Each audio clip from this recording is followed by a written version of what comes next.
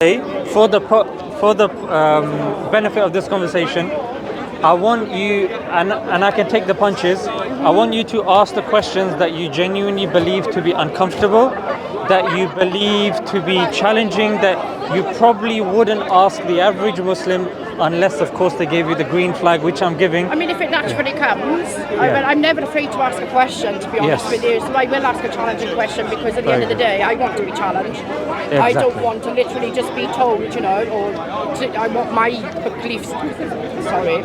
If I don't challenge my core belief, Yeah. then I'm happy within it and I'm not interested in learning anything more, which means I think that I'm done. Yes. But I'm not done. Absolutely. I am Absolutely. a person that's here to learn. And I think if many people embody that principle, they will grow and they will benefit so much from life. Of course. But Because so I'm only accountable for myself. I So- can't control you. I Absolutely. can't control your thoughts. I Absolutely. can't control who you are. But I can certainly control my own. Absolutely, absolutely. So, Catherine, with God, or with regards to whenever you see design and everything around you, do you conclude that there is a God, or do you? Yes, I do. I do. I think yes. Okay, I believe fantastic. that there is a power higher than I. Yes. Okay. Do you believe that God came down in human form and died, or do you believe God sent messages? That's an interesting question. I think it depends on what you look. I mean, all the books. I personally believe that we're messengers. I think we all individually each are anyway, in our own way with how we perceive things. If we kind of feel that the way that we live life and lead by example, I think we're all kind of got a divinity within us that we tap into. Okay, okay. So, in order for God to bridge that gap between His knowledge and our knowledge, how do you think He did it? Do you think He did it through books or I mean, messages or both? that's what religion has interpreted it as, Yes. and have placed it into books and to what they interpret God to be. Or what do you believe? What do I believe? I mean, I've grown up, I've had a Christian influence when I was younger. This is me being open. Of course. I have had a Christian upbringing. I don't necessarily think that the Bible is all incorrect. I don't think the Quran is all incorrect. I don't think the Torah is all incorrect. But I do believe there's elements of all of it that crosses across the board where you've got to actually sit back and say, ooh, hang on a second, that must be something if there's lots of different people saying the same thing. So, yeah. Okay. So, I find religion oppressive. That's the difference between me and probably you. Which if I find following a more is quite oppressive. Definitely more towards women. okay. Elaborate a bit more. I just think that all religion is very patriarchal. It comes down from men, by men. I think the story, even when you go back to the story at the beginning of the time, when you look at Adam and Eve is the sinner, apparently the original sinner, put it onto the woman. I don't agree with that. I think that everything's about I don't agree with balance. that either. No, I think everything's about balance. And I think it should be about balance because we hear it as masculine and feminine as to have that balance. Because you can make decisions based on logical thinking. I make decisions based on emotional thinking. That's how we are biologically different. You know what I mean? So there is a difference here and there between you and I. So 1400 years ago, Catherine, That's when birth of the Prophet. The birth of Muhammad, yeah? Yeah, Muhammad, who came with the Quran, whom we believe, the Quran we believe is the word, the verbatim word of God. We believe it's unchanged, and we offer our examples and evidences to prove so. For Can example, I just ask, how many years was it between the bringing of the book by Muhammad and it actually being physically written? yeah, so it was all physically written within the lifetime of the Prophet. So it wasn't 23 later. years. No, it wasn't was later. When he was. Yeah. So it was all written down at the time of the Prophet, peace be upon him. And we have manuscript. And it was from him. Yeah. So they were all written down, and we even have physical evidence, like in the University of Birmingham, the oldest manuscript that we have is dated to the time of the Prophet, and it's been carbon dated. Carbon The only dating? reason I asked is because I heard somewhere else that it was later, that it was written after Muhammad. That's the reason why I asked, and I'd rather know the truth. Yeah. So it was all written down by the Prophet, then compiled afterwards by the Caliph, and then afterwards it was standardized because certain things. Do you find it aggressive though? Do you find some of it quite aggressive? I don't think so. Rather the opposite. Or do you think it's the interpretation that's made it aggressive? I'd say it's the interpretation. I'll give you an example and then tell me your view. So 1400 years ago, we believed that there was a book, and this book is unchanged because, of course, if books are changed, then people can add their bits in there and take bits out. That's why you've got the Thomas Jefferson. I agree. That's how the Bible came about. So yeah. Even if you look at the King James version of the Bible, it says there's a verse in there that says women shouldn't be speaking in the church. For many years, women were kept quiet in the women church. are separate in Islam. They pray separately to the men. Yeah. Yeah. We'll definitely jump into these. We'll unravel all of this. This is what I mean by there's oppression in all of them. But let's see if your stance becomes more nuanced afterwards, after this conversation, hopefully. So I'm willing to hear. yeah, of course. So then King James version then got standardized into it, or there was a new version, the New International Version, that looked at newer manuscripts, and they said that many verses, including the verse that women should be quiet in the church, were added in. The early manuscripts don't have them. And even with the Bible, they have no original manuscript of the Bible. They're all copies of copies of copies. Yeah, and I'm aware of that, which is why I don't follow Christianity. Yeah. That is the reason why I don't. So, because of the, even more so with that one, it's very patriarchal. Yeah. Very much so. I mean, it's all about, how can I put this? It's very much seeing the woman as the second, and that the man is first, and above. Yeah, it reminds me of a verse from the Bible that says exactly that same thing, yeah. That the man is like the head of a woman, and then the Lord is like the head, and they say it's fine now. Yeah. Adam and Eve, because she said we blame the woman, but in Islam, absolutely, at this point, yeah, good point. So when it comes to Adam and Eve, we don't lay the blame on Eve. We don't even necessarily lay the blame on Adam. Because there is no blame. Yeah. What we. They both made the decision, and they both made their own choices. So what we technically say is it was the satanic influence, and that made a clear distinction between the role of Satan, the role of human beings, and how they would be at loggerheads, and how... Is Satan something in Islam? Sorry if I'm asking. No, go for it. Is Satan in Islam? There is Satan in Islam, but we don't believe him to be a fallen angel. We believe angels are angels, but we believe jinn, i.e. the jinn are the jinn, like they're distinct. We don't believe... I don't believe in that concept. Yeah, I mean, if you're not believing in scripture, then it makes sense, because that comes from scripture. So then 1400 years ago, the Prophet Muhammad, peace be upon him, there are narrations that he said, and this is in Imam Malik's Muwatta, don't kill women and children. This is referring to warfare. At that time, this is very unique, because at that time, women and children were fair game. And they are fair game even till today. They've always been fair game. Since the beginning of time. However, because men are egotistical. But when it comes to the Islamic... they like owning things. You like that? They like owning things. So here's the thing, when it comes to how Islam sees the role and the nature of women, it's different to how the Bible talks about women. Yeah, and it's different to how the society was back in those days. For example, 1400 years ago was a long time, but the Prophet Muhammad, peace be upon him, was saying stuff like, paradise lies under the feet of the mother. They're not the first ones to basically put women, or I'm not saying that I agree, but it's not the first time, because the Egyptians have actually made women kind of higher than men in history, so it has been before, and there's proof that they were goddesses and things like that. No, but we don't say women are higher than men, though. No. Yeah. No, but they are seen. I know what you're saying, yeah. Or even equal. Yes.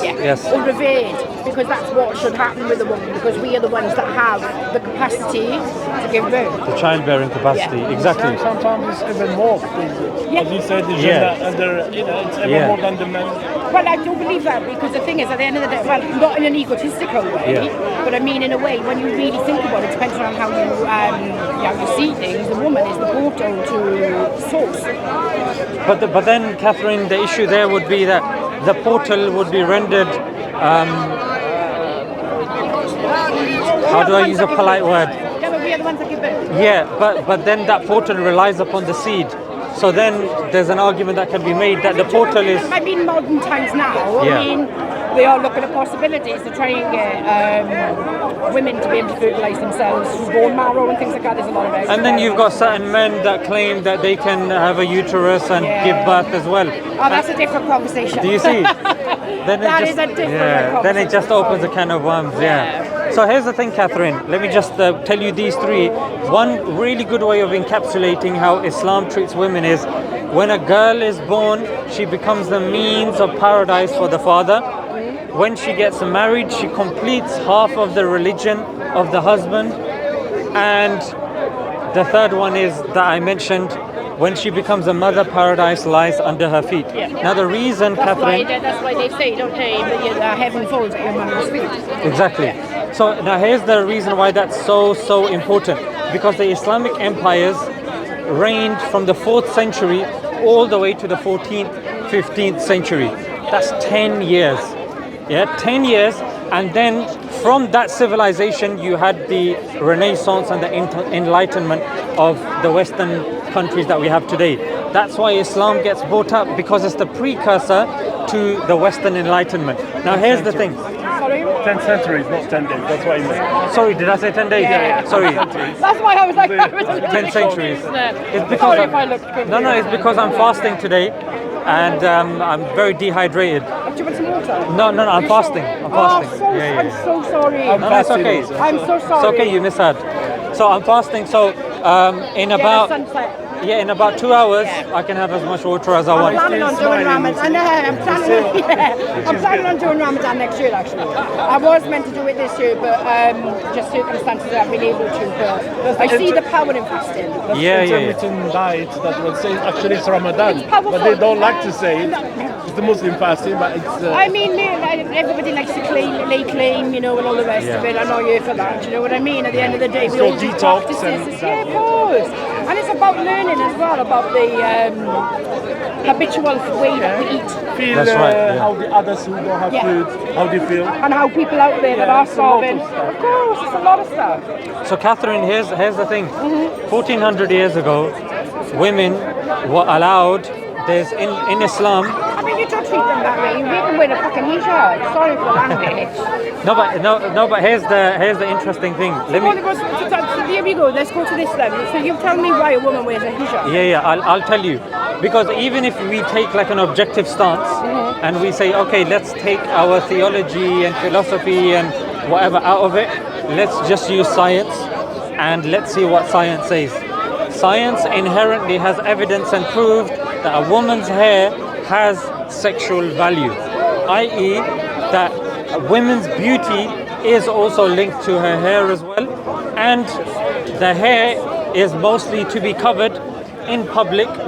Reason being, and some people say, oh no, it's oppressive because women. People don't mention that you don't have to wear your hijab at home. You don't have to wear it with your husband. Just outside, just in the worry that a man may desire you. It's only when you go outside. For example, no, but here's the thing, Catherine, it goes both ways. A man also has a hijab. Did you know this? There's traditional dress, isn't there? No. There's certain obligatory parts of a man's body that need to stay covered. Oh yeah, that's why you wear vests and things like that. From the navel, clothing and things like that. From the isn't it? navel to the knees, the man's body should be covered. From a woman's body, it's extended more, other than the face, the hands and the feet. There's a reason. Even if you look in society, Catherine, you will notice majority of the models are female. Majority of the fashion is extended towards female. Makeup, female. Why is that? It's because of the fact that we women are sexualized. That's the bottom line. Or maybe they are used. No, we are sexualized. That, and then even more so in today's society. Even more. I agree. Definitely, women are definitely And it's a sexualized. shame that religion has taken that sexualization and has basically made us responsible and accountable for the fact that a man may not be able to control his desires. That is what accountability is. I'll give you That's what it's about. I'll give you an example. Like the testosterone in a man, that scientifically speaking renders a man helpless.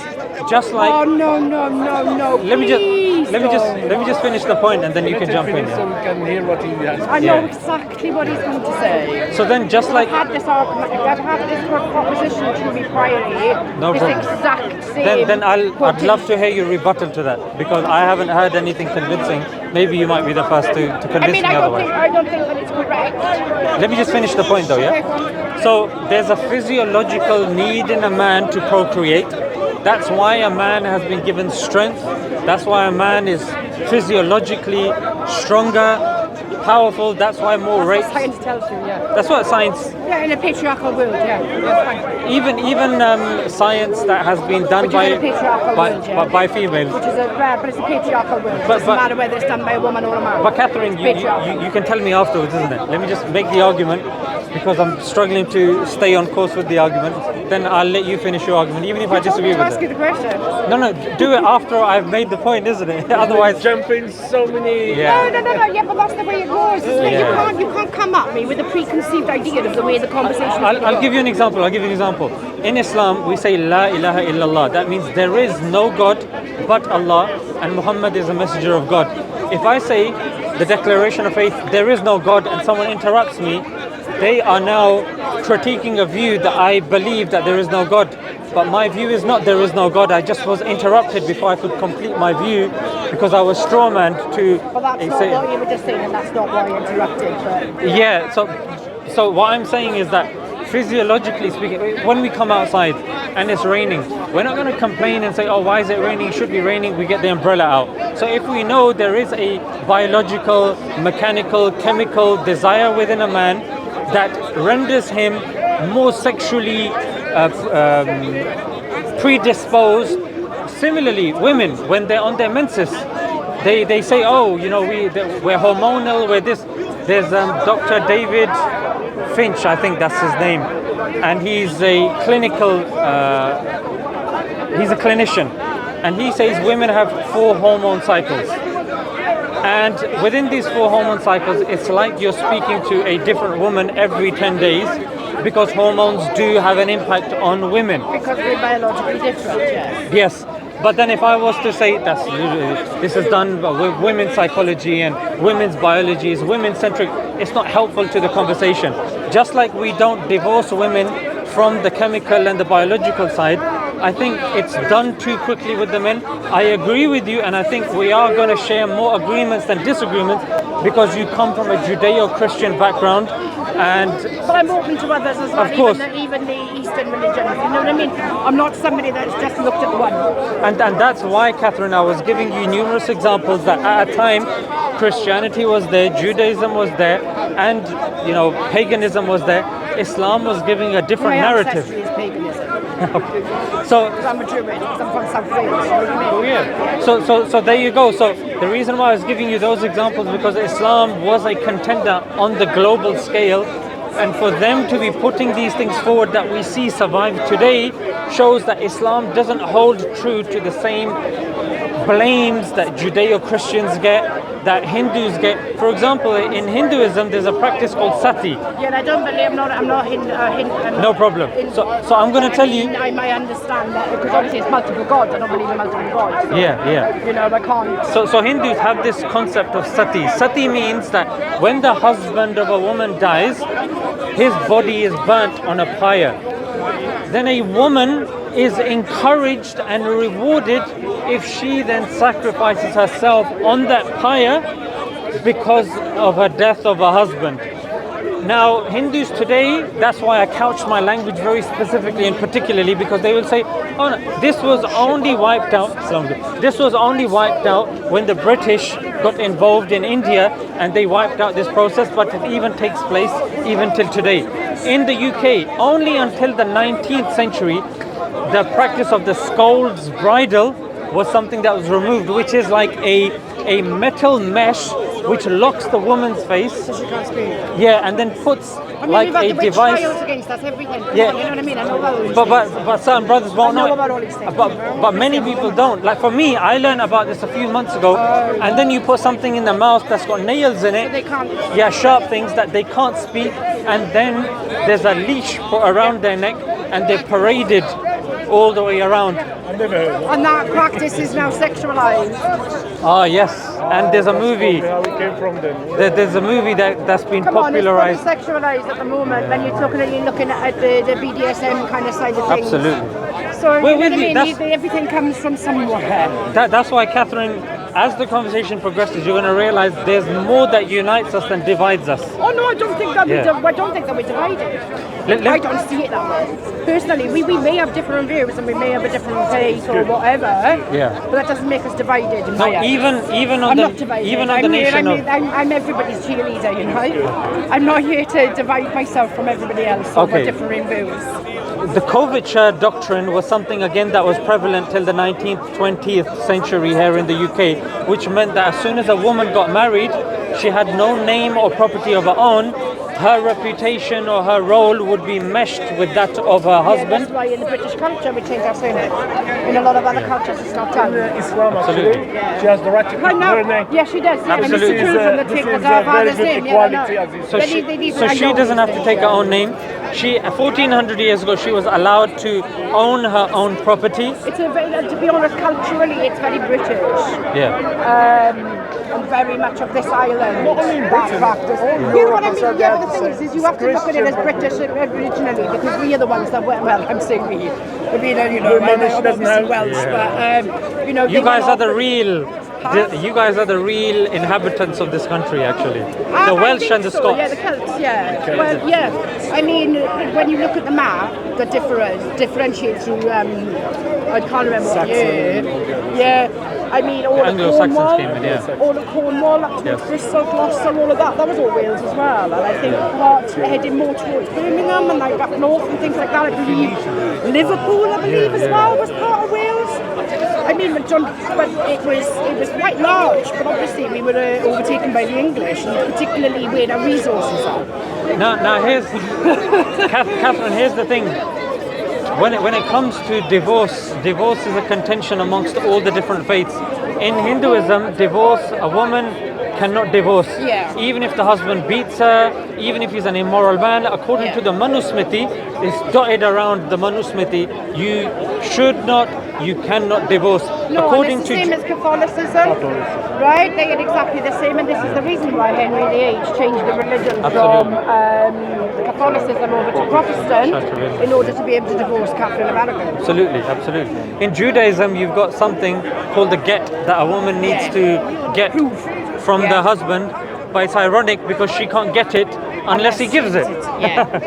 There's the power there, but and Do you see? there's also people that go and actually serve gets now in the Jewish community. And the thing is that even the rabbi, even a senior rabbi, cannot order that the man divorce the woman. It's up to the man. Yeah. Even if he's a bit loose, even if he's They're changed. saying that was oppression. But we don't hear about this. I would argue. No, people don't talk I about would it. argue. But they And will, people don't do you talk see? about it Well, enough. nicely. The thing is like people don't have these conversations when you're talking the sort of kind of the power of the man over the woman. I mean, about the Not a lot of media and people stuff, do. you will never hear about this. So here's the thing, Catherine. Now, and of course you know the Christian view, which is that We can divorce anyone. And you still have your Same in sense of Islam. soul. Because you believe in Jesus Christ. Sorry. no, I shouldn't know. no. Even according to the Bible, you're not. I asked numerous Christians over here. Can you, if the man is senselessly beating the woman day in day out, can she get a divorce? According to the Bible, the answer is no. No, I can't. mean, But then- times changed where the Christian church did kind of modernise a bit, whereas the Catholic one didn't. I mean, they obviously the people are divorced, but when they remarry, they can't get remarried to the Catholic Church. They can have the wedding blessed, but they can't as a Yeah. divorcee. But these Orthodox- But in Islam, a woman can get something called a khula.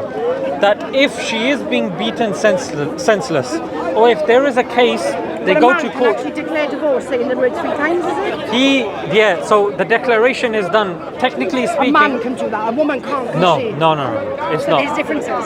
Yeah, of course there are differences because, like you said, and you were talking biologically as well. A woman, her hormonal makeup is completely different to that of a man. It is, yeah. But I can't blame my hormones for the way that I act. No, but it's my responsibility. Absolutely. As is your desires. It's your responsibility, it's not mine. It is a responsibility, but then No, it's not my responsibility. no. Your desires not my responsibility. What I'm just agreeing with what you've said. That although hormones do play a part, according to the society and the faiths that we are living under, we are to be held responsible. There is no law. We're responsible for the way that they affect us. Yeah. Because the only person that we can ever be accountable for is ourselves. I can't control anybody else's However, behavior. But it's an excuse, and I'm sorry, but you have to kind of, you need to know exactly what it is that your body is doing. If you don't, then obviously it's going to affect you in certain ways. I mean, you know, we do. But knowing your body is doing something is different to. But you know that during mid-month, you know how high our desire gets. You're aware of it, obviously. No, but okay. So let's just say I'm walking down the street, Catherine. Yeah, hang on. Are you aware that mid-cycle, when we are ovulating, that we peak and we are sexually desiring and wanting to be with men? Yes. Because that's what procreation is, isn't it? Yeah. So it's exactly the same. We have to control our desires, right? Just as a man should be able to control his rather than me having to do it by covering myself. Right. So let's walk through this scenario then. Let's just say it's a really hot sunny day. We're in a really hot country. You talked about, okay, it's about being a good person and morality and the likes. So where do we draw the line with regards to dress? How much should a woman be covered? I'm assuming from your side there is no line that can be drawn or should be drawn. I mean, I don't think there should be. But surely we should control ourselves. No, because I believe, personally, I think that men out there need to take a little bit more control over their desires. Let's go with that. So you're saying, technically speaking, a woman can walk butt naked and men just need to control themselves. Yeah, I think that should be stopped anyway. The law doesn't allow it. Absolutely. I mean, I can't exactly. The law doesn't allow me to. But let's just say you're on a desert island. Hold on, no, but if the law. Yeah. I don't know whose that is. That's ours. Yeah. Oh, sorry. The law doesn't abide me to do that, right? Sorry. No, but the law is man-made, and the law can change tomorrow. Man-made. So let's just say we're on a desert island, and there's loads of men and women there, and if people come to you, "Hail, Catherine, what do you think we should do?" Because let's just say there are a lot of youngsters there, and they say, "Catherine, can you give us advice?" Some women are saying, it's okay to go around in bras and knickers. What if there's no clothing there? What if you're stranded and there is no clothing? Let's just say we run the risk of inciting the desires of men, because they don't have the control over it. So what rule would you give on that? If everything's stripped away, right, and we have nothing, say like we said, we're on a desert island, we have nothing, we don't have clothes. So what do we do? We use what's in the desert island to cover up. There's leaves, there's all sorts of things. That's what people have done for time immemorial. I mean, there's a lot of cultures where women don't wear anything over their breasts, because the problem is with modern day society is the breasts have become more sexualized rather than actually the use that they're for, which is to breastfeed a child. But the problem is there's a lot of men out there that have sexualized our breasts, so therefore we have to cover them. That's why it's difficult for women to go into a cafe, take their child out of the pram and breastfeed their child. They need to be covered. They're told they need to be covered. I think it's a disgrace. You think they should be able to whip it out in public? I think they should be able to mother their children in whatever way possible, of course. Like even if she just takes her top off?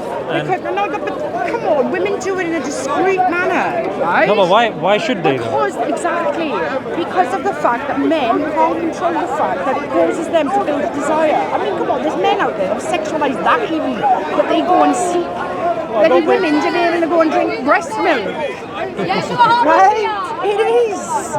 This is what society has done to women. This is what today's society has done. I mean, as a woman, I don't think men will ever truly understand what porn has done. And the fact of it sexualizes completely the expectation, right, as a woman of what you have to do in order to perform for your man is a disgrace. You've got men suffering from ED, right, because they can't actually have physical sex because they're addicted to porn. Right? It's all fucked up. And all of this comes from oppression of women and the fact that our bodies are sexualized. So here's a question that I have, Catherine. Do you believe that over the centuries there has been a concerted conspiratorial effort by men that got together and put these oppressive laws in place for women? Yes. How would you be able to prove this? I mean, it doesn't. I don't have to prove. I don't want to. It's not for me. Right? I'm not out here to like prove points. I'm just saying. No, for my benefit. Yeah, I understand. Yeah. Right, but I mean, if you look at perpetually through history, it's mostly been male leaders. And the only time that a woman can be basically a queen and in charge of everything is if she's either, if she's married, her husband's not allowed to be king. But yeah, when a man becomes a king, she's a queen. Do you get what I mean? What do you say that the women are the most free now than they have been in the past? I don't really think so. I think if you look comparatively. Comparatively, I don't know, to be honest with you, because when you look at circumstances, our times change. Obviously, eras have changed and things have changed, but there's also some things that have become worse. Because historically, we've been told that women didn't have their own identities. They were having things in their mouths like the scold's bridle. They didn't. They weren't. I mean, right? That a person like me would have been tried in the witch trials just purely for the fact that I stand for you as an independent woman. I would have been killed for being an independent woman in the witch trials, which was Christian. Yeah. What was that called? You look at the Salem witch trials, but it wasn't just in Salem. They say you are a witch. Yeah, no, They called, like the way that it was run was a lot of the women were the midwives, they were the healers, they were the people that looked after everybody within the community, right? But they were tried on the trials and basically murdered for being that type of person. Women have been chastised consistently so Catherine, you said being a woman. So you said there is this chemical makeup. Well, rather we were discussing that we've got these hormones and we're physically and biologically predisposed to certain things. Oh, we're very different biologically. Of course we are. No, in terms of like when I mentioned testosterone and you were I'm sorry. you were scoffing at that. What's your suggestion? Right? No, it's fine. I'm not looking down at you. I'm not looking down at you. No, I know, but it may look that way from my sense, and I'm sorry if it doesn't look that way, right? But in my opinion, a man that holds onto his desire. How do we control it? How? I mean, I don't know, I'm not you.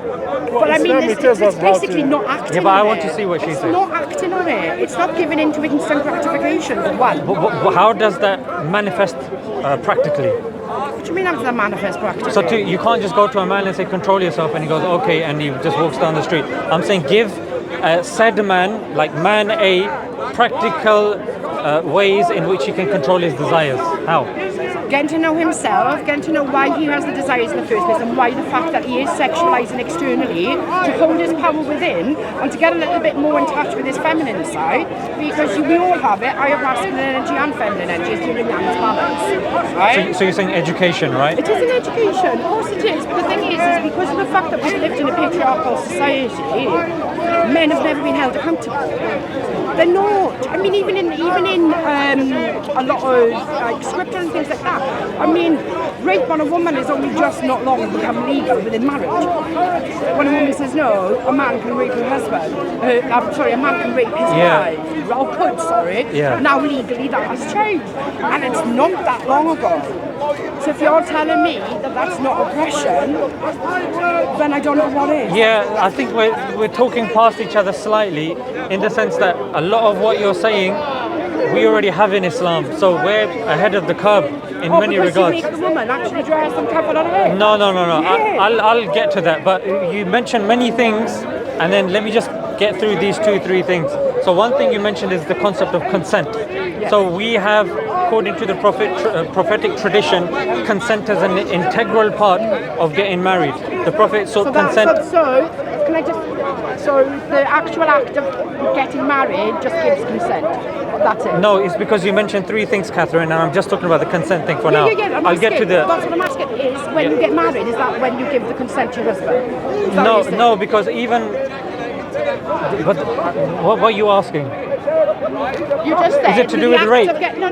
Right. The act Yeah. of getting married Yeah. is where you give consent, and that's it. You give consent and you receive consent. However, And that's it, yeah? No, You don't no, have to that's ask consent past no, that? no. But there's You don't have to though, do you? Because you're saying that in the marriage that you give consent.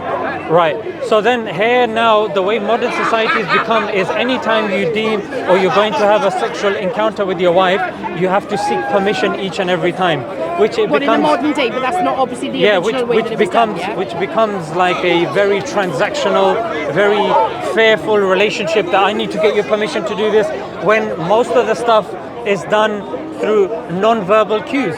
Like you're speaking to you're fiddling or you're playing with your wife, and then you're by yourselves and you're playing with each other. She goes, oh stop it. I don't, but you know you've been with her for 4 years. That oh stop it means that she just doesn't want to give it to you quickly because your husband, you've been with her. But somebody else will go no. At that moment, you need to ask her consent because she said no, stop it. Because that's ludicrous, Catherine. Okay. And that's why we have a principle in our relationships that we say there is something called the harm principle, which is la darara wa la dirar. Do not inflict harm, nor reciprocate it. So if there is a danger of inflicting harm, like force, harming the other person in a relationship, that's not allowed. It's against the principles of a relationship. However, even being told that this is how things should be.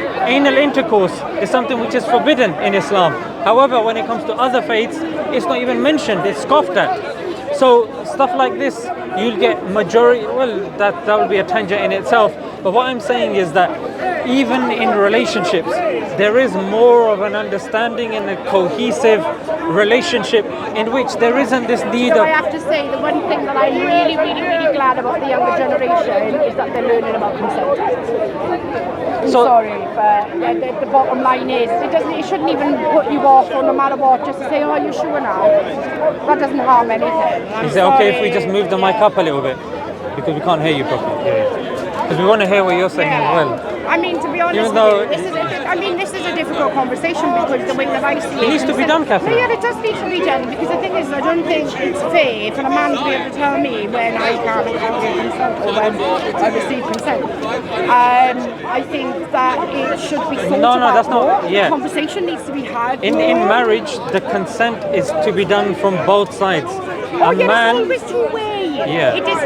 That's Not the thing necessarily. With consent. No. That's the thing with consent. The consent should always be two-way. Yeah. It's not an individualized thing to women. So what I'm saying is that in marriage, the concept of consent does go both ways. And it comes, as you're saying, it comes from the act of marriage that gives the consent. That's what you're saying. And thereafter, there we have principles in place in which you are unable to oppress, inflict harm.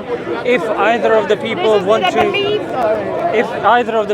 to leave the faith, they can do so, which is not present in Judaism, Christianity, Hinduism, even today. Like you may proclaim that we're free and we should be able to do whatever in society. Certain people, two people will be in a relationship, there will already be a power dynamic. That power dynamic may be in terms of earning potential, it might be in terms of physical potential, it might be in terms of how eloquent and how dominant a person is in terms of speech. You can tell the person, oh, you know what, and educate the person in this regard. But many people have still been oppressed in relationships in which they've been very educated. The other partner has been very educated. But Catherine, the reality is when we are overcome by emotions, then certain things can and do happen. Agreed, we need to control our emotions, and that's something that is a journey of life.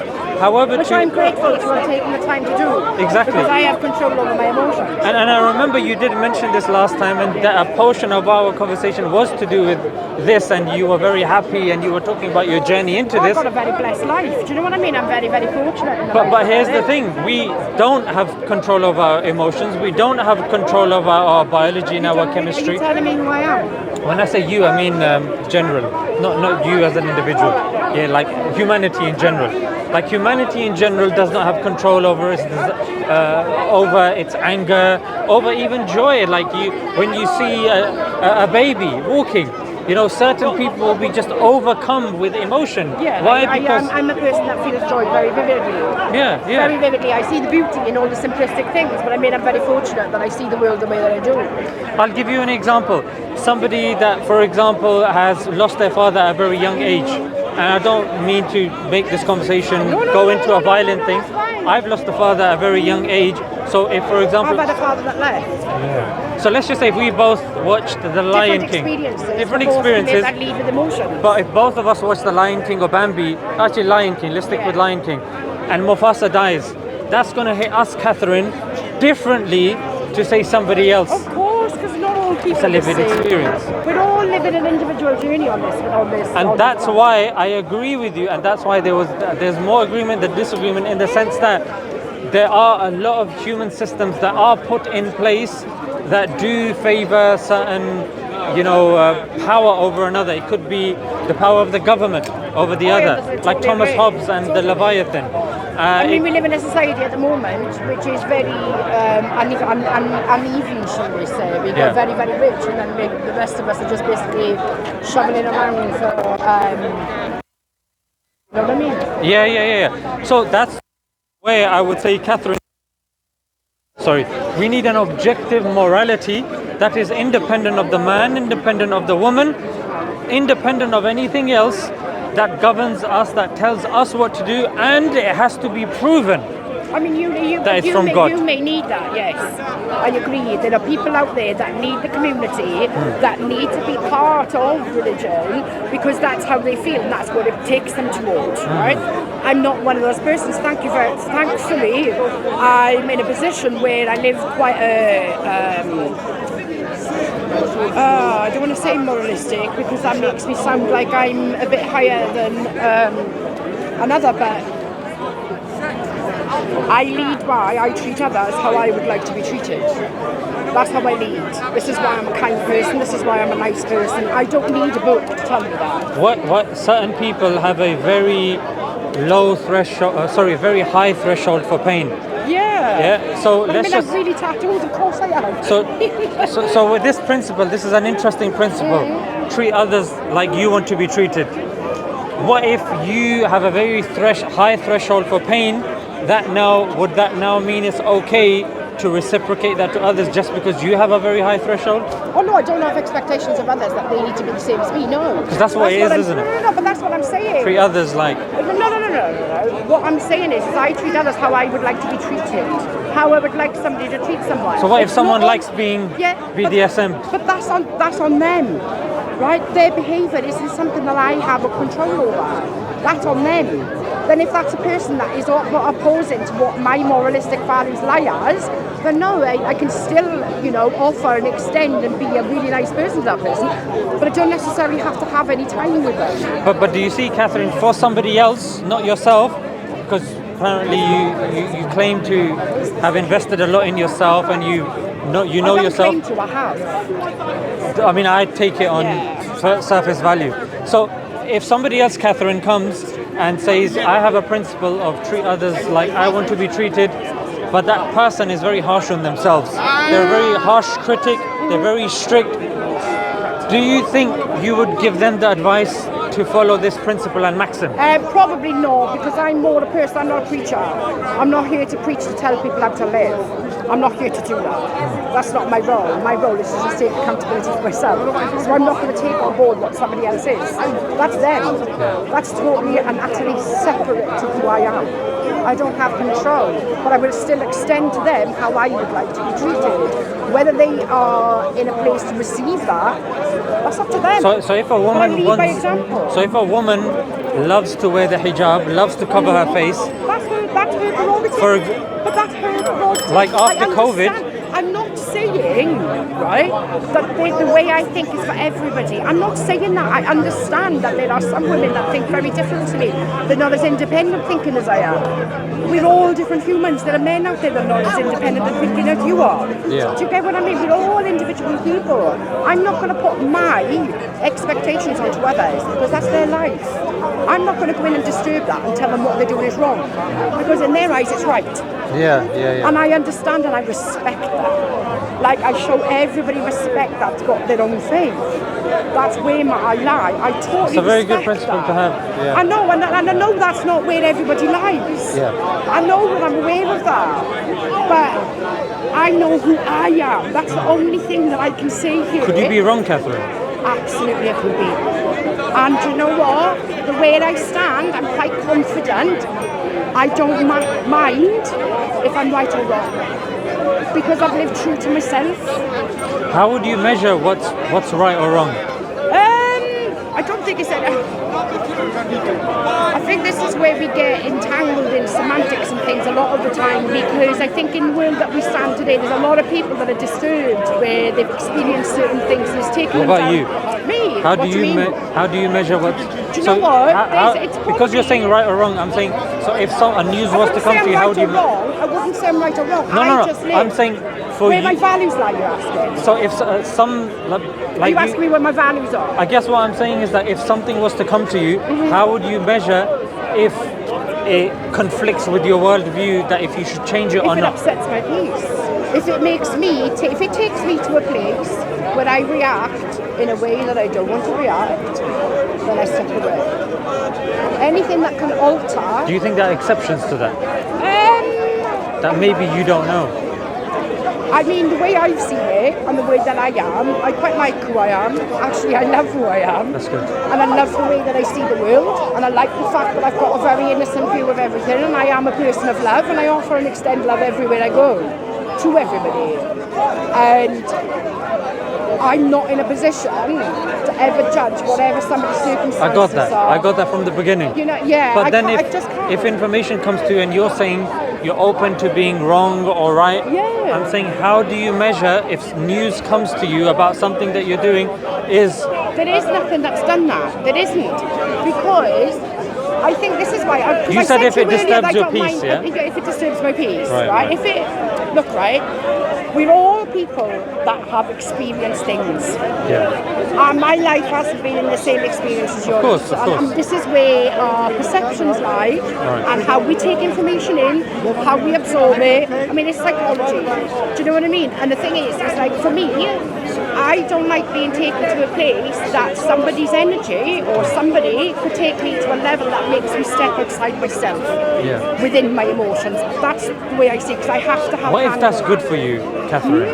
What if stepping outside of your emotions is good for you to grow? I feel them, right? I absolutely feel my emotions. I sit with them and I feel them. This is why I'm in the position that I am, because I don't just dampen them down. I sit with myself and I feel the emotions. And if there's a point where I'm like, actually, I can't interact with that. Because surely, Catherine, the only way to grow in life is to be in uncomfortable positions. Because that's when you know yourself and that's when you grow and you know where the... This is why I said to you earlier, I'm quite happy to have conversations with people that have got different views because it challenges my core belief.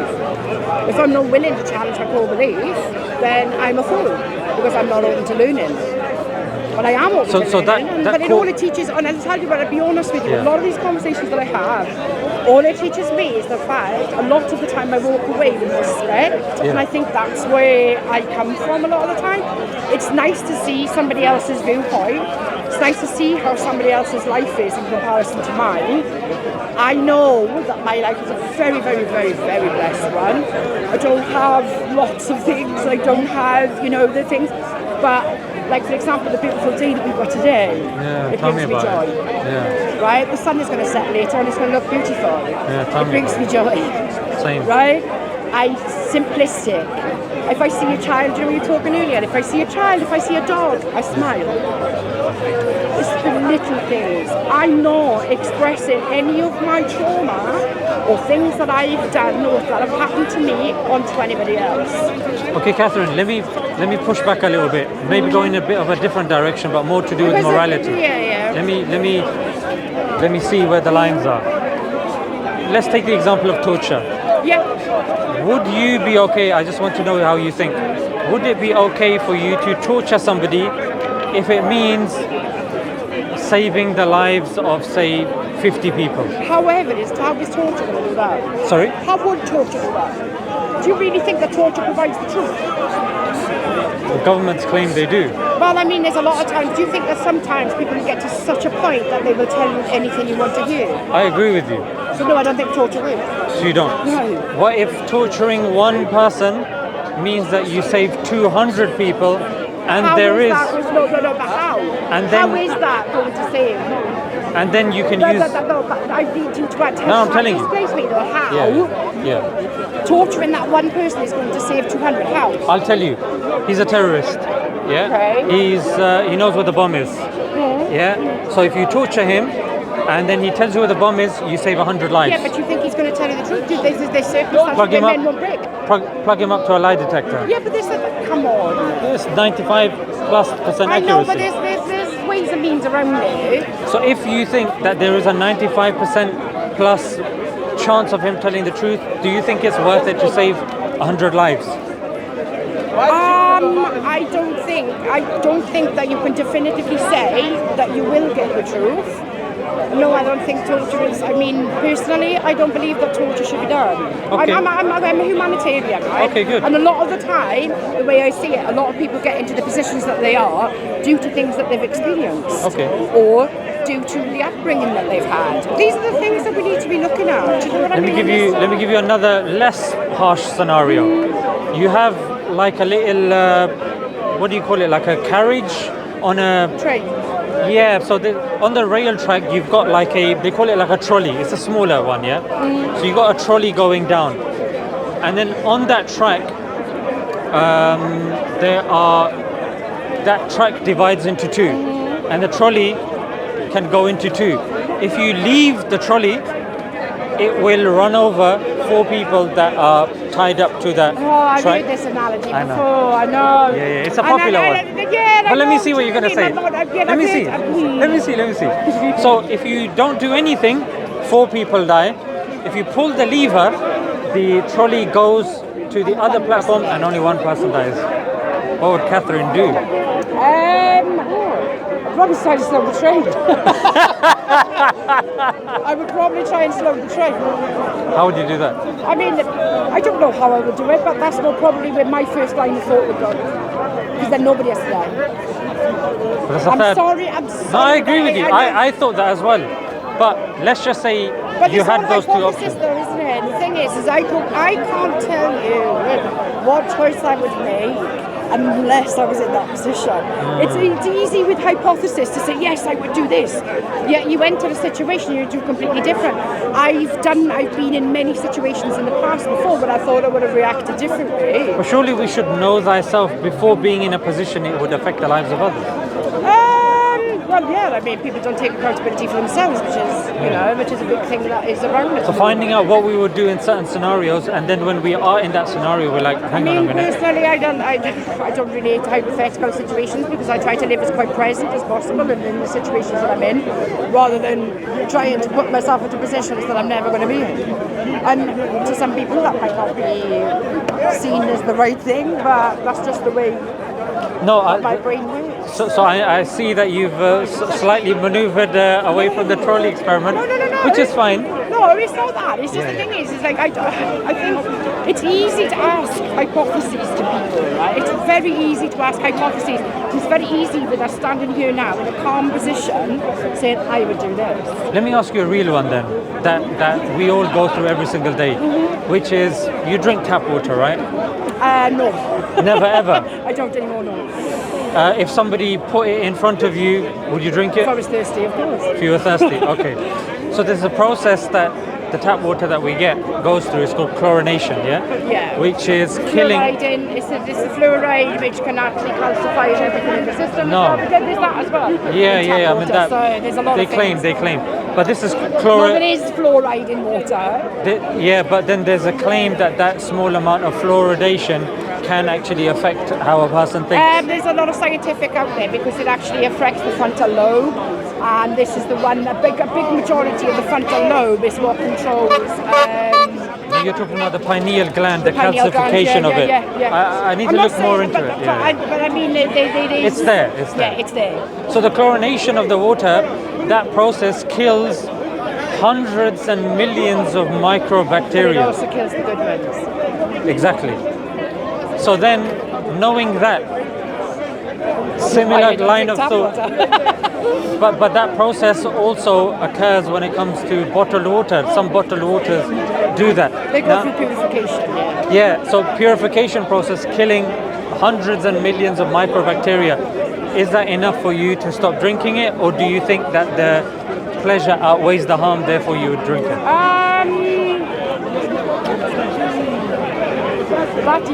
Pleasure. I think if I was very, very thirsty. For your survival. If I was in survival, then yes. So your survival is more than the survival of hundreds Well, and the thing millions. is if you look at our brains anyway, if you look at the amygdala, which puts us into survival, which is what our survival choices come from, it's in our genetics. Catholic, we need to control it. But you can, because it's your choices of what you do that affect you. It's because the thing is your amygdala can tell you you're in survival mode, right? But also you can make the choice whether you act on that survival Yeah, you can. or not. I'm of the opinion you can control it through even breathing practices and all these sorts of things. So then, would you give your life more preference over hundreds and millions of microorganisms, Catherine? What do you mean? Because I'm drinking the water? So you're saying if I had to do so for survival, yeah, I would do if I'm really If thirsty. I could, I would try and drink it as naturally as possible, which is possible where I was grew up from, because we did have the streams that were clean Yes, and we had a clean source of water. So, I mean, in my experience, I would just drink the natural from the stream itself. But now that you know that Because that's how bottled they water, survived long ago, and this is why we don't have all of these things inside our gut anymore, is because we've stopped doing that. That's why we have the conditions that we do, because we're not used to the bacteria that is in there. Because the bad bacteria actually sometimes works for us in our favour. absolutely. And that's what they say, isn't it? All the bad things that happen to you are always working in your favour. Yeah. A lot of bad things. Like the most valuable liquid that we have on planet Earth is actually venom that comes from a scorpion. Because it's used as a cancer treatment process. So it's actually ironic. Absolutely. So But in another circumstance, it would be very dangerous to someone. So Catherine, if somebody told you that bottled water, tap water, all goes through this and you have no other alternative, I'm assuming for survival, for quenching your thirst, you would drink it. Well, you do in survival, don't you? I mean, when you're in survival... Wouldn't you sacrifice yourself for the greater good of the many? What do you mean? That's a very rudimentary, because you didn't go with the trolley example. I gave you an example that... Yeah, but the bacteria, which is... What do you mean? Would you stop I drinking agree? water? Would you stop drinking water saying that, you know what, hundreds of millions of bacteria are going to die No, I'm a because of me? selfish person. I'm a selfish person. I'm looking after self. Of course, I'm going to prioritise that. Won't take all me. Do you know what I mean? Catherine, should you control that though? Possibly, yeah. Possibly, No, or have to? I mean, hypothetically, if you're looking at a hypothesis and you're looking at it philosophically, I mean, there's arguments on both sides, aren't there? But I mean, me personally, I would choose the water. But but philosophically, the only other argument would be that you, as a human being, Take because your of your sacrifices consciousness, philosophically, the argument would be made that human life is more valuable than hundreds. I don't think that human life is more valuable than anything else. I don't. I mean, just because of the fact that I eat meat, or the fact that there's practices that I do. Or do you eat meat? Yeah, I do eat meat. Yeah, I'm not a vegan, I'm not a vegetarian. I eat That's meat. interesting. How come? Because I enjoy it. I'm honest. If there's anything, I'm honest. But I so, know. sorry to, I don't mean to bring this up sarcastically. I'm just doing it because it's a measure that you put in place. I don't mean it in a derogatory I'm way. not perfect. No, what I'm saying is If I was living a perfect existence, then maybe I would be vegan. But then again, there's an argument that plants are sentient also. exactly. Because the So thing you is, can't eat anything then. Yeah. Then do you sacrifice your because there was somebody that's saying No, exactly. This is that why we I should eat kill meat. ourselves. My body needs the protein. My body needs the nutrients. Pick up that the meat protein. provides. Do you know what I mean? I know about that protein, Catherine. I mean, I it's know good about how for you. important that protein is. But it is good for our bodies. Yeah, And the thing yeah, is, it's absolutely. like, you know, I'm not a hypocrite. But I'm going to stand here and say I'm perfect. No. So you're saying in your journey, in an ideal way, you would stop consuming meat, stop consuming plants? I mean, that's what is kind of. That's the ideal, That's Catherine. the ideal that some people put out there. I mean, I'm also on the kind of line of. Please don't do that, Catherine, What? though, yeah? What? Don't stop eating meat, plants, No, I water. never will. No. Yeah, I'm not going to see you again then. No, I never will because the thing is I have got selfish tendencies because we all do. But that's good though, isn't Of it? course, because the thing is like I said, the only thing that I'm accountable for is myself. And as long as I am doing things in a way that is true to me, then I'm happy. Do you know what I mean? And I'll always take accountability for things that I do.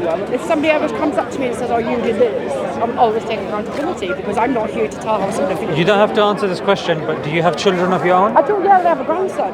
Okay. With regards to the children, do you just kind of let them figure everything out themselves, or do you give them certain morals That's a and really principles? interesting question, actually, because when I And how do you decide what to but tell? basically, when I raised my daughter, I allowed her to make some decisions with that for herself, knowing that there were consequences. So she then would have to basically declare be accountable for the consequences for the choices that she made. And I'm very, very fortunate that my daughter never went out and drank on the street. She never went out and took drugs. She has a beautiful little boy. She's a good, hard-working woman. And I brought her up in a way that she has to live to her accountability and her consequences. Yeah. Okay, fantastic. So you're saying that you taught him a few things, her a few things, when you were cognizant of the fact that they could learn based upon the consequences of those things. But Because the thing is, how is she going to learn it if I'm just lecturing her? How is she going to learn if I'm just telling her, like, no, you can't do that? and where did you draw that line between now I need to teach them and then now I need to leave I them? lead by example. But aren't you a flawed example? Of course. We all are. So shouldn't they have an example that is a perfect example? The thing is, her example is depending on if she follows what I do or if she makes a choice based on free will. I'm very lucky because we're very, very different people actually. Very, very different people. Very different tastes, very different personalities. But she's very moralistically, she's a good girl. You know what I mean? She's 25. You know, she's an adult. And she doesn't make wrong choices, as in she lives a very, very good life. But what you deem to be wrong, what if she deems to be right? Like when you're measuring how Then good we're she's... different because we're individuals. I'm not going to treat her any different to treating somebody else and saying and what she's got to do that I would with somebody that I don't know. Because I'm not here to preach. I'm not here to tell somebody how to be. I would rather encourage my daughter to grow up with authenticity, which is something that she did. And she lives very, very authentically to herself. So there is an example. I'm not going to use you as an example. I'll use somebody else because different people react differently to these examples. We've all got different parenting techniques. So let's just say somebody else, their child comes to them and says that this is somebody else, yeah, that I want to do incest, and you go, this is not right, yeah, and they go, but me and my brother, we're both over 18, and we're going to use contraception. In your worldview, would you not say anything and say it is what it is, or would you? There's certain, you know what I mean? I have morals. I have kind of a moralistic standing. That's where I say that there's consequences to the fact of your behaviour. What is the consequence of that? I mean, the consequences can sometimes be having to sit down and go, hang on a second, really moralistically look at yourself. That's a consequence. What would you say is wrong about that? world. Other Again, than we just feel that it's going back to the sexualized kind of connotations that society has. This is the issue that I have. Do you know what I mean? Because I think it's in a lot of the books, incest is looked at and frowned down upon. And don't forget, I've been brought up in a Christian environment, so I have had some teachings in regards to religion and things like that, which I've obviously got my morals are based off my experiences. But say now, if you divorce yourself from that and you go with the principle that you've established, based upon that principle, how would you prove to said person what you're doing is wrong? And they say, what makes it wrong? And you say Bible, but I don't believe in Bible. I don't say anything about the Bible. Hypothetically. Hypothetically, I wouldn't go down the Bible or the What Bible. answer would you give them? I would basically tell her, because obviously it's my daughter, or I don't have a son, so I would never be able to relate to that. Yeah. But I would be able to turn to her and say, you are very, very confused in regards to your feelings, because there's something that's happened somewhere along the line that I have gone wrong, which I take accountability for if she thinks that behaviour is okay. That's my responsibility. That's my accountability, because I obviously, by my leading, haven't taught her the right example. But then what if the son says to you, but mother, you still haven't explained why it's wrong. Tell me why it's wrong, then maybe I will stop it. Why is it wrong? Why are we arguing over semantics? No, in terms of... It is though, isn't it? Because the thing is, again, you're going down the road. How do you tell them that it's wrong? What do you mean? How would you? No, I would do it through my religious framework. That's where I get my morals from. Okay. But yourself, because you don't subscribe to that, it fascinates me to see how people would reach certain conclusions. That's why I'm asking you this. The way I would display it that it's wrong is by basically you show, like, the thing is that first of all, and first and foremost, it's illegal. It's against the law. Yes. Incest is against the law. But what if then the But it's country against the is... law. It's against. In this country... I don't think if two against people the law. over 18... No. they can Incest is against the law. have... Two people over 18 consenting... Incest is against the law. So would that be your line of reasoning? But yeah, because it's against the law. If they It's move... a criminal offence. If they move to a Scandinavian country in which it's not, would that be okay? Can I control her? Can I? As I said, all I can do is lead by example. I can't make her choices. You're not controlling her, No, but she's speaking to you on the phone saying, Mum, I want your blessing. I'm not going to give her. But why? Because I don't agree. It's just like there's some things that you and I don't agree on today. No, but on what basis? I'm happy to agree to disagree. But why can't I disagree? What are you trying to get me to say? Well, tell me what you're trying to get me to say, because I'm not going to go down that road, because like you're basically leading me now down into a conversation to try and get me to say something, to say that this is where your religion proves. Shall I tell you what it is, Catherine? You've already said that religion is something that doesn't interest you. I didn't say it didn't interest me. Okay, maybe I'm strawmanning you. You're saying it's not something I require because that's what I understood. Maybe clarify. No. For me, I don't need to be part of a community. Yes, that's what I don't need community, to be. that's the word you used. Yeah. Community, that's the word. Yeah, so then why extrapolate from that? Maybe you could correct me, because I assume that you said I'm happy with myself. I can hear differing opinions, but it's not something that I require at this moment in time. No, it's not. It's really not. So The thing is, I was right. No, I'm confident. Yeah. Right? I'm confident in the way that it is. I know who I am. So and I'm not going to have. So let me just clarify. Because basically, what you were wanting me to do is to stand here and say, "Oh, I know. Yeah, I can join your. I'll join your club." That's not what I'm saying. What I've done halfway through the conversation, I got the impression that we'll probably have a more fruitful conversation if I just ask you about your morality. I'm actually not leading you anywhere. Unless you bring the conversation back on religion, then I happily go back on there. Yeah, but the thing is because Catherine, one second. Because I want you to be comfortable in this conversation. I'm not here to get a one-up on you. I'm not here to make you look bad. It feels that way. Yeah. And it feels the way that you're trying to direct things. And I mean, to be honest, I don't blame you. Yeah, the reason why I say that, Catherine, is because I'm trying to get a definite answer, a definite principle that reflects your morality. No, you don't have to give me that if you don't want to. No, I don't. By the way, just one other thing, just so I've tied the loose end. That's not going to be a means of me coming in at the end and going, aha, I have the solution for you. It's Islam. although because I know it's not my solution. I obviously do believe, because I'm a Muslim, I do believe it is. And I respect that. Yeah, but I'm not going to get you to say something and then say, aha, I made you go down here. I'm genuinely that's curious. And I'll be honest, right? That's a lot of the time, though, this is where the conversations tend to go down. I know, so you I know. can understand, obviously, I've come in with a preconceived idea. I know, and that but you was did wrong. last time. I thought you remembered. That's why I thought we could Do you get know past what, that. right? I might got a memory like a goldfish. I'm Yeah, perimenopausal, right? And this, do you know when we're talking about hormones? Yeah. Trust me, as a woman, when you get to that age, it's a flipping nightmare. Because we've got fish bones. And it does happen. So Catherine, the reason is because in philosophy, this is actually called the Socratic method, which is you hear someone's view, you question until they reach a question. They reach a bit. They go, you know what? Either I don't know, or actually, you know what?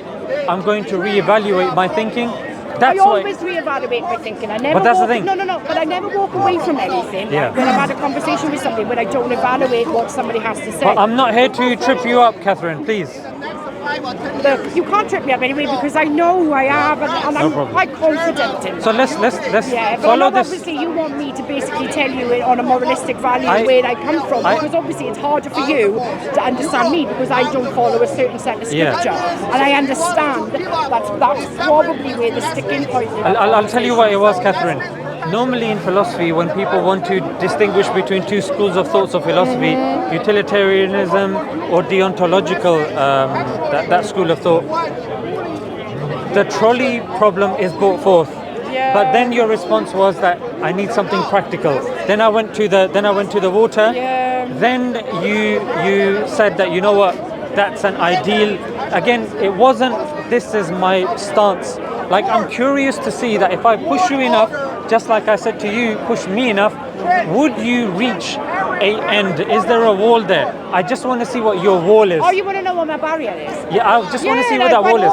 Quite openly, and it goes back to earlier what I said in the conversation. So here's the thing, Catherine. The question is linked to this. Sorry, be careful. There's a bike there. Yeah. The reason why I was saying this was that when it comes to incest, on what I know, it's because it's such a good example.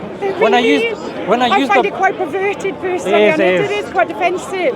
I'm basically trying to ask me if my daughter would be. No, but I made you this. have to understand that's quite triggering. But Catherine, not that I'm saying that I'm triggered. I know. But it's a very. But Catherine, do you remember me saying that I'm going to use this example for somebody else, not for yourself? No, I know, but the thing is that but you bought it to yourself, but it is, yeah, because I can't help anything other than look, right.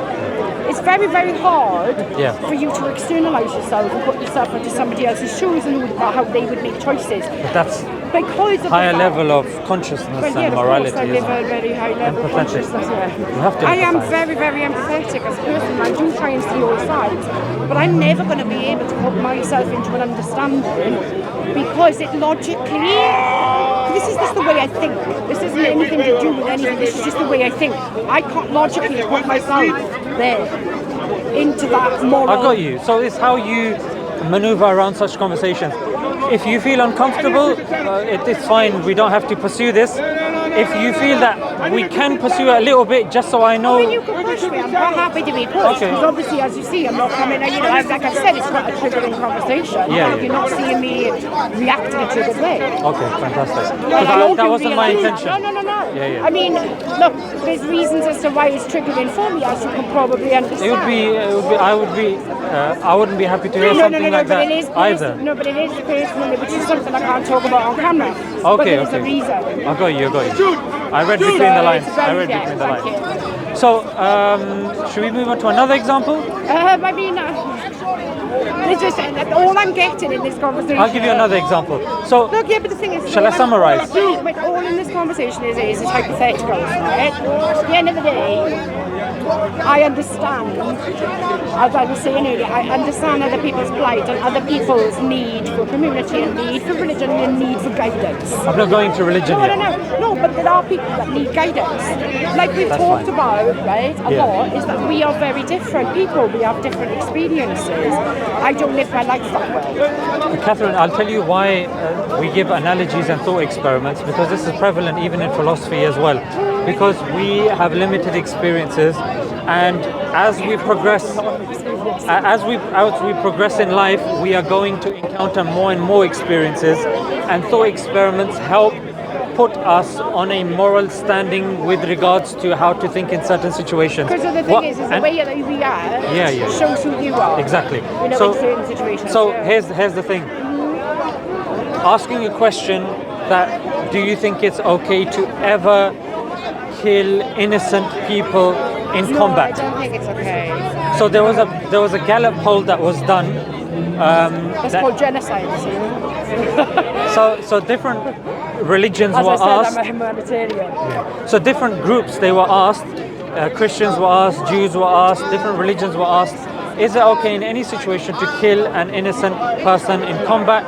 The highest percent, 78% of religious people said no, and they were Muslims. They were the highest from the other faiths. Now, somebody could say, you've all done your a lot of different people have done these kinds of acts in the name of religion. I wouldn't necessarily say it's from somebody of religion. I do see the differentiating between the two. Because a lot of the time the name of religion is an excuse to say that it's okay to do it.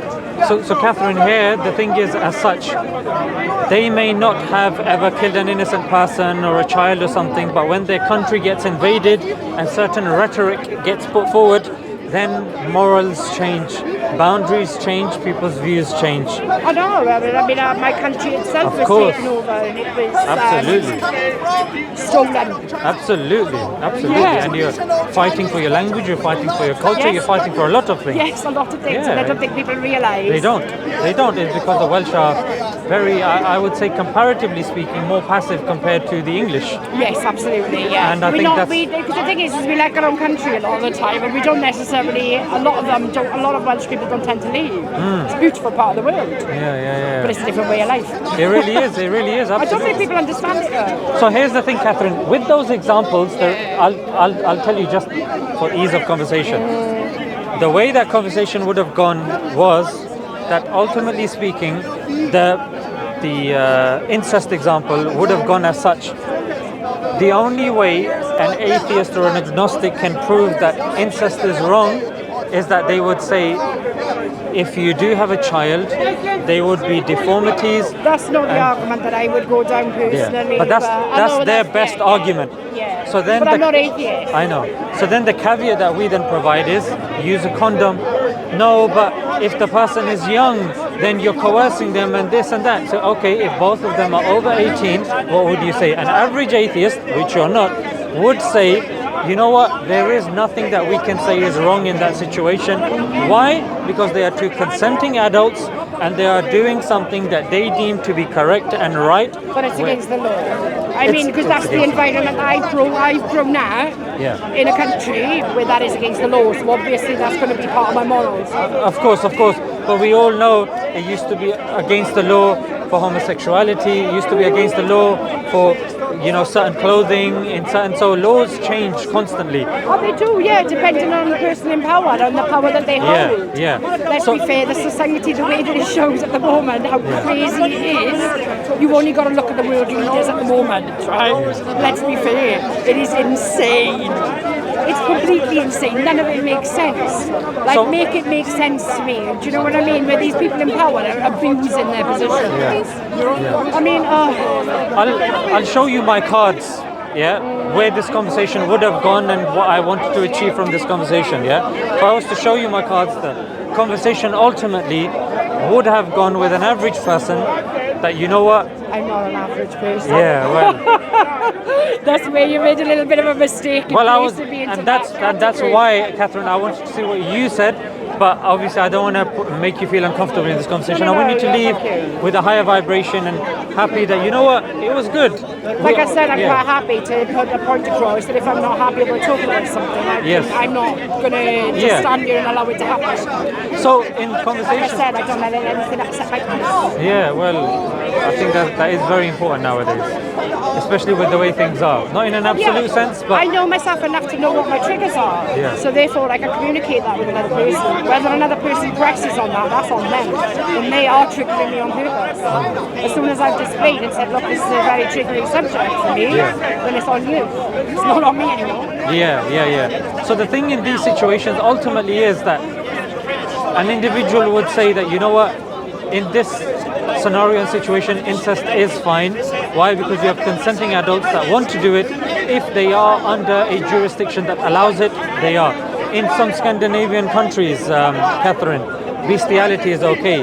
For you to have intercourse with Did you see the case as well recently with that couple talking about bestiality? No. Oh my goodness, there was a guy that coerced his wife and filmed his wife having sex with a dog.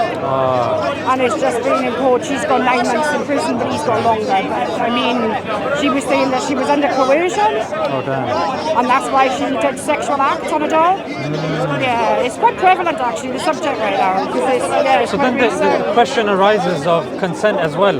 That This I is mean, exactly what we go back to. which pitch of wolf counts as consent when you're trying? Do you see? That's why it's a problem, because there is no consent. Because how can you get consent off of somebody that doesn't speak your own language? Another example, which is probably less triggering, that I like to use is that of cannibalism. That let's just say we are plunged in a world war, Desperation. desperation on a desert island Which was somewhere. done, wasn't it, with the survivors of that plane crash? Yeah. Absolutely. Have Morally, you watched that film actually? Do you know much about that, the cannibalism, when they started eating each other and they actually gave consent before they died whether they could eat them or not? was it on a boat? No, it was a plane. It was a plane crash in, I can't think of the place. I've forgotten where they was when they crashed, but basically they actually gave consent before they died if they were allowed to eat them or not. Okay. To survive. They did some of them did survive. and they I'll were Google actually, it. I'll type in plane cannibalism. Plane crash cannibalism, yeah, you will look them up. Okay, that's Yeah. interesting. Yeah. So now, the point that it comes down to, Catherine, is the morality of said individual boils down to this, which is if pleasure outweighs pain, in my worldview, it's good. That an atheist love is called the harm principle. If harm outweighs pleasure, then I consider it bad. But then the issue with this is, what if we start moving these goalposts and boundaries like we've done with incest, like we've done with cannibalism, and like we did with microbacteria and stuff like that? Can we say that we are better than that life form? No. Just because there is a size difference? Just because some would argue yes, some would argue no. Yes, I understand that. Me, no. So that's I don't see myself any higher than anything, including the tree, because it's a cycle, because it's a source of life. So then I think next time let's continue from here, because I think now that you know, I'm not doing gotcha moments with you. I genuinely want to see how far I can take your view of my piece. If it was to be extrapolated, I want to see how But much. you're never going to be able to understand what that is, because the thing is, it doesn't matter how much I communicate it or whatever. We've experienced life very, very differently. Yeah. I can tell you how I've achieved it, Yeah. but I can't tell you how your piece is, and it's very hard for me to describe to another what my piece is, because it's very intuitive. It's me. So Catherine, let's end with this. What would you say if you were to advise people in general for them to follow a moral framework? This is in your opinion, by the way, and your experience. What would you tell them as a moral framework? Do you know, the first and foremost, personally, that I think is accountability and being aware of the repercussions that your actions can have on another, and therefore adjusting yourself where necessary to ensure that you are not actually purposefully going out and causing harm. I think that's the basic. That's the basic. Easily. Because as soon as you take an accountability, then your awareness is quite high in regards to what's going on. So would you say stuff like lying is wrong? I don't think it's wrong. I think that's a strong word to put to it. I think some people use some people are lying to themselves.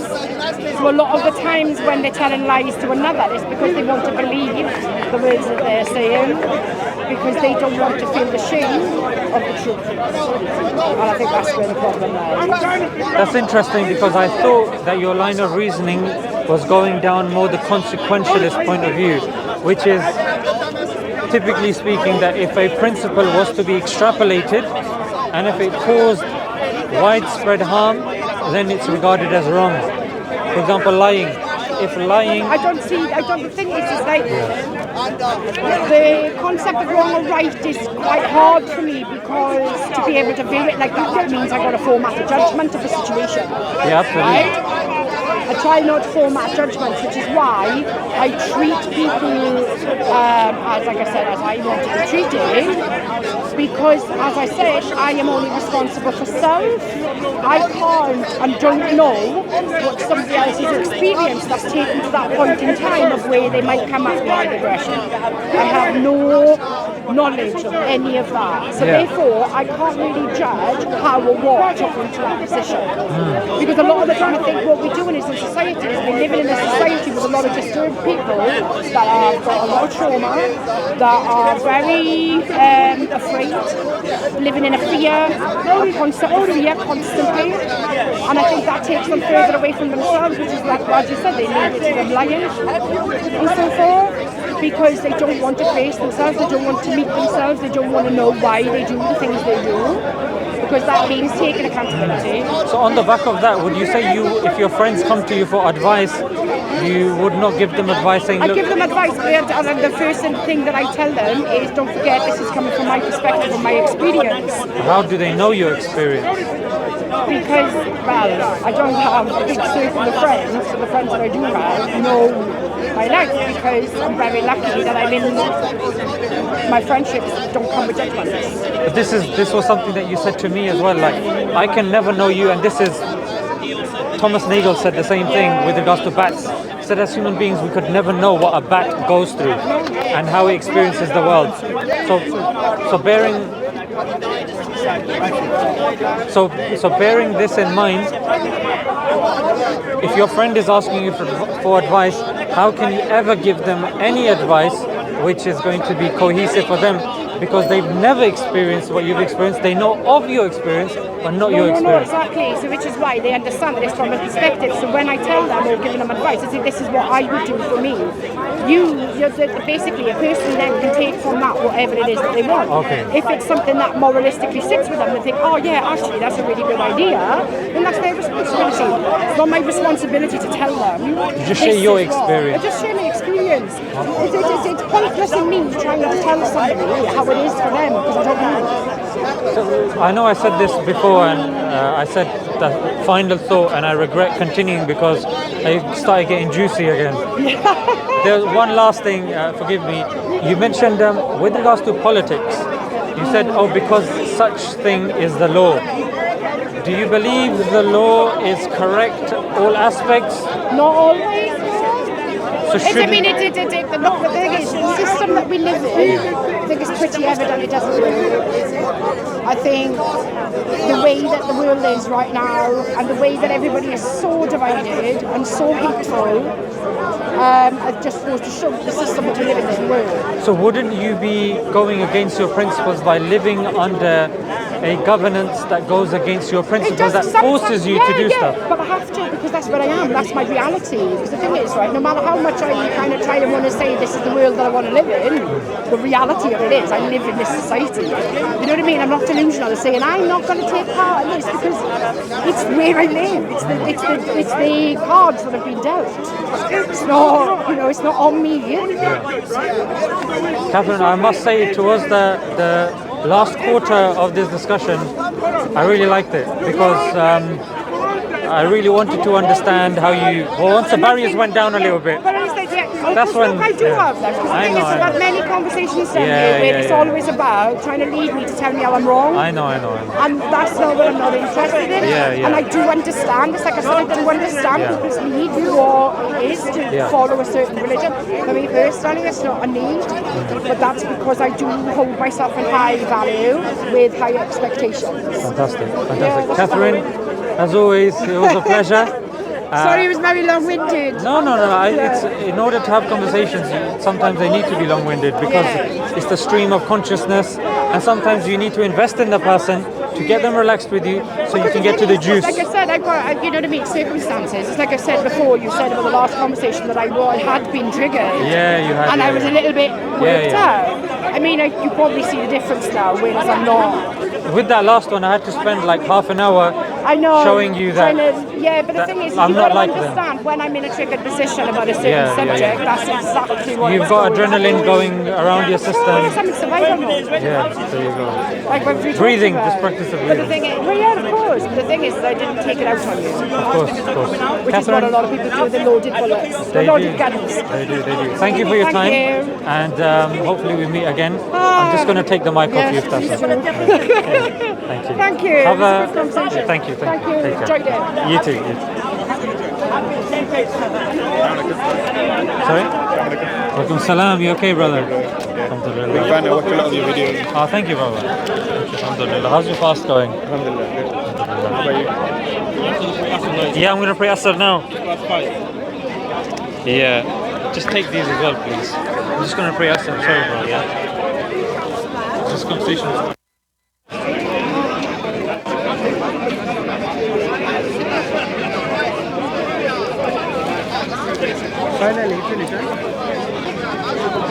Finally, you can go home and eat.